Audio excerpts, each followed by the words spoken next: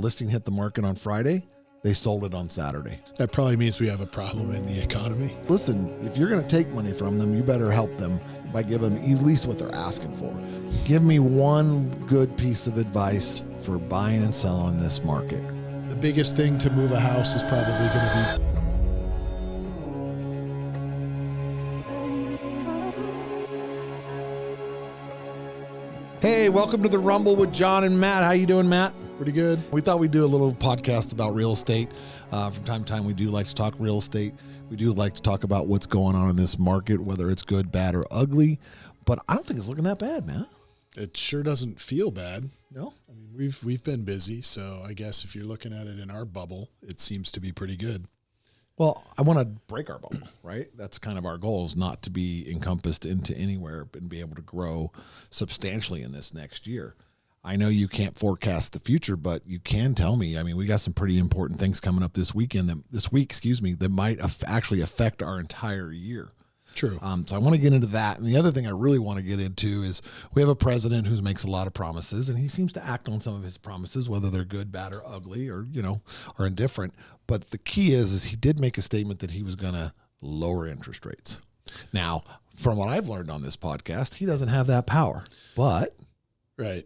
Yeah, no, of course, I think he would like to see lower interest rates because that would drive the economy. But at the same time, if we see really a big move in interest rates, that probably means we have a problem in the economy. Right. So I think that the things that are going to move interest rates are not in the White House. The head of the Fed now is going to serve out the rest of his term. But no, it's not that kind of a situation, or it's not that kind of a relationship where the president can just lean on over and go, "Hey, Jerome, I'd like interest rates to be lower." There's a lot of things that go into it. So it's not something that any one person can necessarily influence, unless, of course, one person, made the economy just implode. Then they'd be forced to lower interest rates to spur activity in the market. It would create another, let's call it, COVID moment. Correct. That would be it. But we don't want to see that. Well, then how can someone just stand? I mean, obviously, the president has the right for free speech and can say whatever the heck he wants. But I mean, literally, he came out and said, we're going to tackle this housing market problem. The only way I think we could fix this is get some inventory. Right. And that's coming, actually. I mean, I was just looking at the numbers for January, and number of new listings in our market are up 81.7% from the previous month. Now, keeping in mind that December is typically a pretty slow month for things coming on the market, that's still the biggest number we've seen in terms of new listings since probably the middle of 2022. So for any month. And so that was probably in June or July of 22 that it was close. So Apologize. Let's pause it. This is John. We're getting, I don't want to use the word abundance, right? We have a little an increase, right? A little increase, a little backlog of inventory. And when I mean backlog, what's the average days on market right now? My guess is 50, 60 days? The average is 60 days, median 35 days. Okay. And so for those of you that may or may not know, we're looking at times on market. There is what we're looking at, right? So if you put your house up for sale today, it should sell within the first 60 days. Okay? The craziest thing, though, is that the average sale price is up 6.2% from January or December to January. So anybody that's thinking about listing currently and they're afraid that the market's going to bottom out, we're still growing in prices. I think the high-end market that's a little bit less affected by interest rates is still going well. And so, but we're still seeing good houses come on the market and they're selling right away. And a lot of times they're selling for, or somebody will ask for over and ask for, concessions back. So, but they're selling quickly. I was supposed to take a client out today, and the listing hit the market on Friday. They sold it on Saturday. We're getting back. Are we getting back to those days, or is this just a one-off here and there? I think it's good houses that hit the market are going to sell relatively quickly, like they always have. We put 2 under contract last week that were within the first day or two on the market. Right. So it's going to happen when there's a a good house that's priced right, those things are going to move. They always have, though, so that's kind of nothing different. It's the stuff that's kind of maybe has some issues, maybe going to cost a little bit more money once they get into the house. Those ones are having a little bit of a harder time moving quickly, but they'll eventually sell. I mean, once they find the price. I don't want you saying both here. Okay. What's going to get my house sold in this market? Is it the best price or the best condition? Or the willingness to work with a buyer and negotiate terms under the current situations. Like if my kids go out, they're going to need concessions, right? And they're going to need a price drop, and they're not going to be able to pay their agent. Okay. So is that going to be a big factor? I think all of those things have some individual issues that would make them important. So when you're talking about concessions and things, you're probably dealing more with first-time home buyers, and so that would be the most important thing for them. As far as my opinion, I'm going to answer a little bit on every time you answer one, okay? Because you said it's mostly for new first-time home buyers. That does not mean somebody that has that's highly qualified may not be liquid in cash and might need some of that. Yeah, it's true. It's across the board, but I think primarily it would probably fall into first-time home buyers that have worked really hard to save up the amount of money that they need for the down payment to cover their title and escrow fees. Now they're looking for somebody else like the seller to give them concessions to cover their broker. So, I guess it depends on who it is, but I think primarily it would probably be first-time home buyers in that sort of a situation. I think probably the biggest thing to move a house is probably going to be that it's priced right. Right. As it always has been. Yeah, it always has been. That hasn't changed. And then condition, that's going to, again, depend on the buyer. Does the buyer want the location, but they're willing to put some money into the property afterwards? Maybe. I think if you can price it right, have it in good condition, and are willing to offer concessions, I think you're golden. Like you're going to be in a good spot to be able to move that house. Well, I'm going to go back to concessions again because, I'm devil's advocate here. Okay. So usually rich people hang on to their money, and that's how they stay rich. Right. And I have actually experienced where somebody who is putting $100,000 down on a house, that's their down payment, and then turn around and ask for $4,000 worth of concessions to pay the closing cost and reduce the price.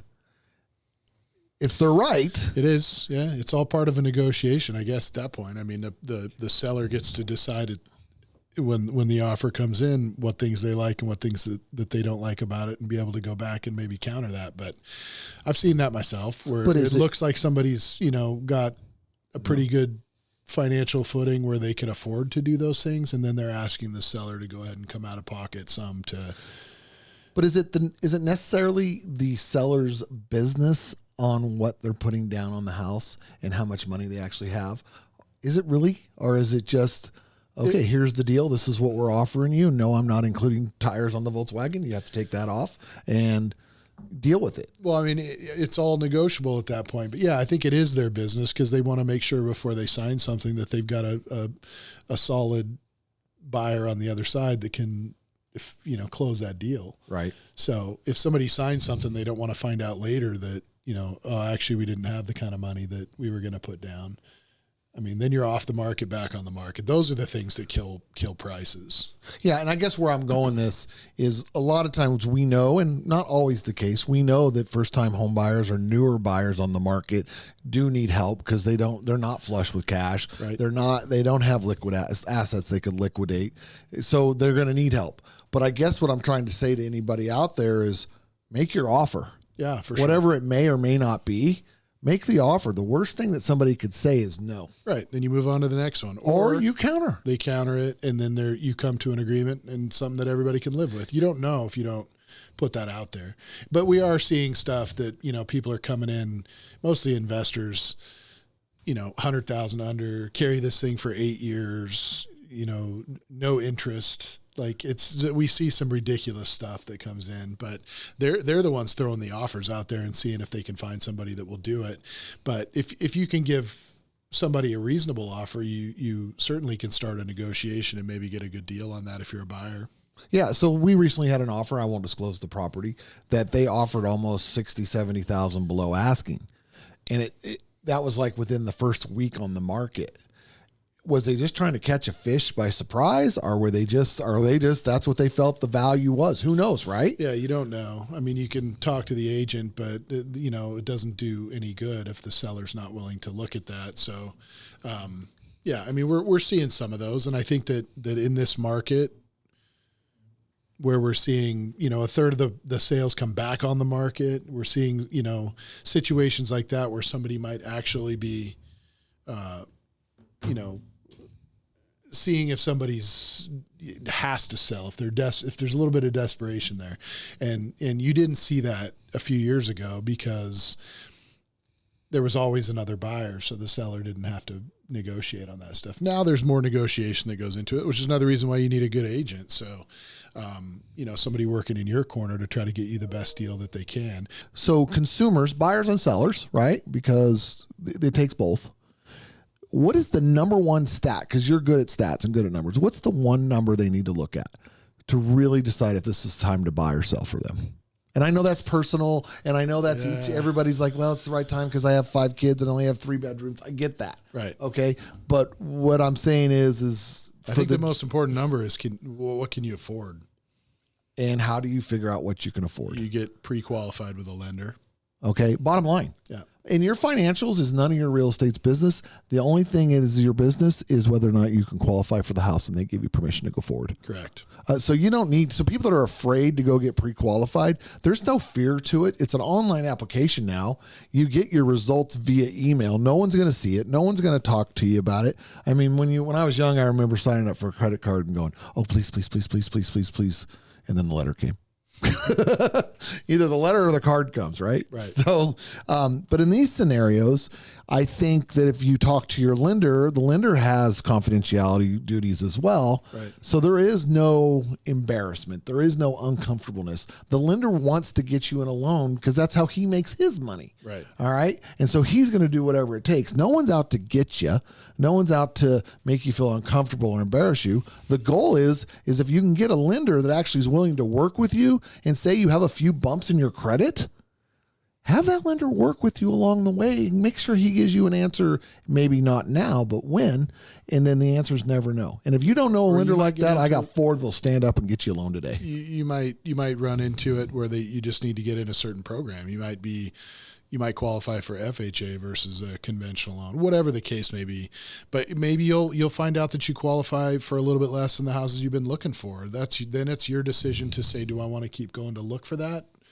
Or do I want to wait until I'm in a different financial situation to go out and look for the house that's a little more expensive? The risk you run there is how long does it take, and our price is going to continue to go up. There is plenty of lenders out there to be able to help you get this accomplished. Sure. You can do online lending. You can do local lending. Now, I strongly suggest you use a local lender just for your agent's convenience, because there's a lot of forms, mainly, that a lot of times online lenders will not provide us that our contract requires. But you can take an online... you can get an online application, get costs, and then shop it with a local lender too, and see if they can match it. Most of them do. Well, we encourage that to all of our buyers. Yeah. Okay, if you get a quote on your loan estimate, take that loan estimate and take it to another lender and see if they can beat it, and then turn around and bring it back to the guy it started with. Right. They want to do business with you, and there is some fat on loans that can be trimmed. There is. That's one way you can save money right up front sometimes. So definitely don't go to one and not shop it with somebody else. Even if you like the one that you talked to that gave you a little bit higher rate or whatever, a little bit higher fees going into it, if you can get somebody lower but you like that lender, take that back. They'll probably match that or beat it. So have you ever heard of any program that gives you free money? Down payment assistance programs do. Is it free, really? Yeah. Pretty much. You better read the fine print. Correct. Okay. Yeah, I think, well, they make you go through like some financial classes before you can qualify to get it. Higher interest rate? I'm not sure. Yeah, I think some of them have a higher interest rate. The reason I bring this up is we're getting ready to have Lighthouse 6.0 hit the market, right, which basically is helping new first time, actually anybody. Yeah. If they hadn't owned a home in 2 years, I believe it is, to qualify for a house and to be able to use down payment assistance on that and then have it be a forgivable loan. So in other words, Correct. It'll be another mortgage on the house. It's like a second but it can be forgiven. And I know you're not a lender, but my question is does that count to your debt to income ratio for the 5 years? I'm not sure. Yeah, that would be a good question for a lender. And by the way, if your real estate agent's giving you lending advice, you need to call your lender and get advice from them, because we're not licensed to do this. So anything we say about lending, you need to triple and double check, just for the fact that we have knowledge because we're part of the market. But you truly want to reach out to a lender, get knowledge there, find out the Lighthouse 6.0 program. If you need to be connected on a lender to help you with some down payment assistance, we'd be more than happy to do that. Now, what's the advantage of a down payment assistance? Obviously, you get money. Correct. Okay. And you get money to help buy yourself a house. Now, can that money only be used as a down payment, or can it be used for anything that you want? I got 50 G's. I just don't have 5 more to close with. Well, there's requirements to fall into it. There's an income requirement, a maximum income requirement, and you still have to qualify. So, if you fit within the parameters of that program, then it can be an advantage to you to be able to use that. I'm not sure what the payoff or the time where they drop that off of it is. Yeah. It's usually 5 years or something. Yeah, like we that. have had a couple go through the last round that was 5-year drop off. Yeah. And if you refi during that 5 years, because it used to be a higher interest rate, isn't it? It's a prorated. Yeah. So you're only paying off what's prorated. Now, what's nice about this program, it's actually it's below market interest rate. Is it? It is. It's a below market interest rate. I believe last time is not count now. They just ran out of that money. I believe it was almost a full point lower. Wow. Okay. So not only so what do you do there? You got your down payment. You get a nice interest rate, so you don't have to pay, ask for a big, large amount of concessions. So all of a sudden with this down payment assistance, your offer's looking pretty sweet. Yeah. And chances are if you're going to ask for concessions, we're going to suggest, listen, if you're going to take money from them, you better help them by giving them at least what they're asking for. Don't come in and say $25,000 down. Oh, by the way, I need another $14,000 for, whatever else I want to use it on, and I'm going to close in 2 weeks. And by the way, we want a 20-day inspection period, right? Which is not feasible and everything I gave. But you get what I'm saying. Yeah. Okay. So people, I think it just comes down to what we agree on. Walk out of the experience being the most educated person. Yeah. Don't just assume Matt and I know everything, because we don't. No. But what we do is we do just put the facts in front of you, and then we push you in the right direction to see how to investigate those things. Right. Oh, and you need to get off your tail. Yeah. Get out from behind the desk and your phone. Put that stuff down. Take your agent and go open doors, because I have an amazing photographer. Okay. They do amazing things for me. Yep. And they make things look beautiful. Yeah. And then when you get there, they're beautiful because that's the kind of properties we take care of, or we represent them correctly. But there are times where images can make the property look better. Yeah. I would say you need to get into multiple properties. Even if you really love the first one that you look at, run out and see some more so that you can just confirm that in your mind. And it won't take that long before you go, okay, now I've really dialed it in and I know exactly what I want. The things that are important to me, the garage space, storage, yard space, whatever it is for that particular person, you're going to be able to see pretty quickly. But I think there was a time where if you saw a house that you liked, people would run back and throw an offer in. We're not really in that situation now. For somebody now, looking right now, I would say make sure that you get out and see quite a few houses. We have a little bit more inventory to work with, and I think that that's really positive for buyers. And I think that it's still positive because we don't have too much inventory, still positive for sellers too. So we're still below what I would call a balanced market of 6 months of inventory. Maybe we have 4.5 months of inventory. That's a good place to be, where it starts to be a little bit more of an even negotiation. I have a set of buyers right now, won't name names, right? Excuse me, and sellers, but they own their house outright. Okay? Outright. No bills. They have a wonderful family. They're perfectly happy in there. Now, with the world changing a little bit, we have a dad who works from the house now. Okay. So you put dad in the house and you put 4 to 5, 6 kids there in the house with friends, family, everybody that's over there. All of a sudden, the house may not fit their need. Right. How do you make a decision? Now, that's one of those give or takes, right? How do you make a decision of getting rid of a mortgage or buying a new house? Yeah, that one is there's obviously a need there for more space, Right. because now you've got not just bedrooms and bathrooms to worry about, but now you need office space or even peace and quiet to do your work. So that's a tough one. I mean, I'd hate to get rid of a paid off house personally. Ever. Yeah. I mean, it's, unless I could turn around and pay off another one, but Or you keep that one, turn it into a rental. You could do that. Help you pay your mortgage Sure. help you pay the mortgage that didn't exist and now it kind of doesn't exist by your rental. correct. Yeah. I mean, that would be the wise decision. Yeah. If But you here's want to the be key. a landlord, I mean, But here, that's- there's the other I've key. tried that, and It's brutal. it's not fun for me personally, but it works for a lot of people. I think a thing I read was like people who want to invest in real estate, like with one house, like they hate it overall. If you don't scale it to the point where it starts to really be income, if you're talking about cash flow on a property at $300 a month, is it really worth the effort and the work that it takes to have that property? I don't know. I'd probably say no. Yeah, right. But if I had 10 of them, then maybe it is. But who's Or going then to I hire somebody else to go ahead and take care of it. Now that brings us to a whole nother podcast about, okay, can I realistically get 10 properties with my current situation? And I mean, our current situation, Yeah. you know, these folks kind of are set up a little bit to go down that path. Yeah. They could rent that house or, Well, it's all profit for them minus, regular management, maintenance, and if they have a property manager or something like that, but or property taxes, those kind of things. So they're going to cash flow that thing, pretty well. they'd be a good candidate to flip houses. They've got it. And my guess here is they've got a house that's free and clear. They could take a little bit of a loan on it, buy another house, flip it, pay off the loan, make a little bit of profit, move on. It's very possible somebody could do that. Yeah, there's lots of situations that people could kind of go down, as options. But you can use, if you can rent the house, you can use that rent or a percentage of the monthly rent towards your DTI for qualifying for whatever you're going to turn around and buy.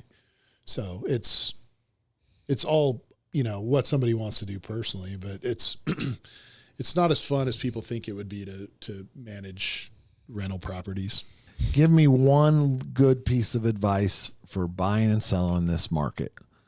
What would you? I would say if you're going to sell in this market, to price your house right, and it will sell quickly. I do believe that. I think that there's still some people on the seller side that are hanging on to the activity level that we had, a year or two ago, probably 2 years ago, where people were, pushing each other out of the way to make an offer. We're not really seeing that, but you do create some urgency when you price a house property properly, and you can still sell that thing pretty quick. So on the buyer side, honestly, I would maybe take a little bit of time. That would be what I would say, and get the best deal that you possibly can in the house that fits all your needs. You're not pressured by a market that's so frothy that you're forced to, buy the first thing that you look at. So that would be my advice. Yeah, make a list. Make sure it's right for you. Slow your roll a little bit. Yeah. We want the right house, not necessarily just a house because you can. Correct. So listen, in this market, all kinds of things could happen. Sellers want high, buyers want low. When we look for our client's house, we're looking for the perfect scenario for the perfect house for them. I truly believe if you do not say the word, I love this house, when you walk into it or leave it or think about it when you leave, it may not be the right house for you. I don't ever want you to say, oh, if I knock down this wall, or if I knock down that wall, or if I remodeled this, well, then let's just go up our budget and find that house. Right. Okay? Instead of trying to remodel a house. If you find something you love, that's the house you buy. All right. My name is John Smith. This is Matt the Bulldog Bollinger. Thank you very much. Have a great week. If you have any questions about today's show, feel free to reach out to us directly at Smith and Bollinger at longrealty.com. And always remember, we're here for you for all your real estate needs. Whether it's residential, commercial, investment, or land, we got you covered.